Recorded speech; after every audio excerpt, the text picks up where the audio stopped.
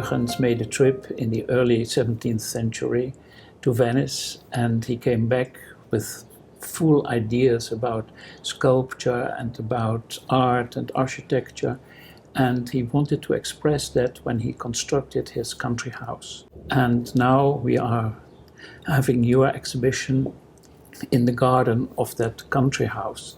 And it will be a wonderful occasion to admire your works there, because I'm sure that it will bring something of the atmosphere of our preference for Italy and the beauty of marble and bronzes that your work contain. When I think of your work, I think the first thing that comes to my mind is the challenge of the marble. Well, first I'd like to say I'm really pleased to be showing in that garden. It's so it's such a romantic garden. It has, you feel the vision of someone who was excited by beauty. Yeah. And for me, beauty is the starting point and the ending point. I don't know that it's true that I challenge marble, but I want to, in a way, show the beauty of marble, which is so often in its translucence. When you see a heavy block of marble, you feel it has weight. When you see marble the way I carve it, it seems to be flying. Yes. And that's always been my vision, to somehow take this beautiful marble and show the light through it, because my work is very much about light. Light is another dimension to it. And for that reason, more and more marble becomes the only material I can really use. We will surprise the Dutch lovers of art and of sculpture with a number of beautiful works that are from different periods in your career, and also things that are quite recent. Yes. And so, yes, you have one of the most recent ones. Yes. Will be inside a wooden piece that just no one has seen before. That's come straight in its crate from Italy. Yes, so that's going but to it be relates to earlier work as well. It's and you have already thought a little bit also about how to use the space in the garden. Yes, we went through the garden. Yes. Yeah. And I think it's going to look amazing, very, very exciting. Especially when the garden is in bloom, it will be so beautiful. We've had a very hard time because, to me, the centerpiece of the exhibition is a piece called Spirit of Life. Yes.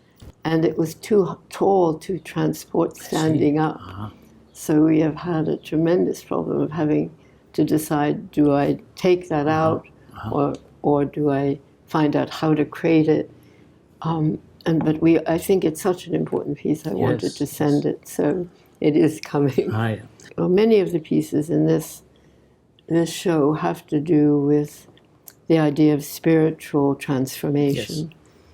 And Tree of Life transformation is an earlier bronze from that idea. Spirit of Life, which is the centerpiece of the exhibition, starts like that and then opens up. And but it's all about reaching upward, the idea that we as human beings have a spiritual side, and if we reach for that instead of be drowned by the material side, we can achieve so much more within ourselves. So I think Mysteries, Spirit of Life, Meridiana, Tree of Life transformation are all related to that idea. I just was in Venice, and I saw the Biennale, and there was a lot of discussion what would be the basis of how people select art at this particular moment. What is your opinion about this? If you go to a museum, the greatest works you look at, you don't even know the name of the artist. Why did they survive? It wasn't the name of the artist.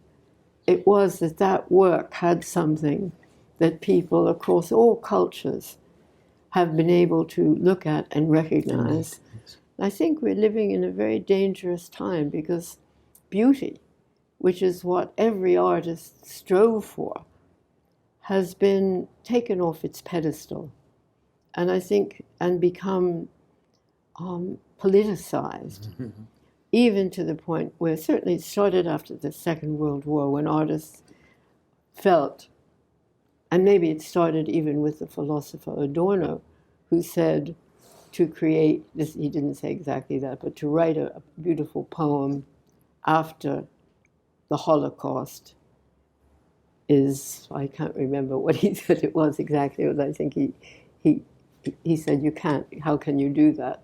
And I believe that after any pain or during any pain, beauty is what helps us survive. Absolutely, yes. So I think that we can talk about what the quality, what or lack of quality, or what it is that is used for selection today. But if we look to the future, or we look to the past, we see that it is the public, it is people who recognize in something wonderful and revere it. And if that goes, I don't know what art will become. I think that you give us a very beautiful gift with your work, and that the possibility to show it also in our surroundings is a wonderful thing that we should be very grateful for. Thank you very much for this conversation. Oh, thank you.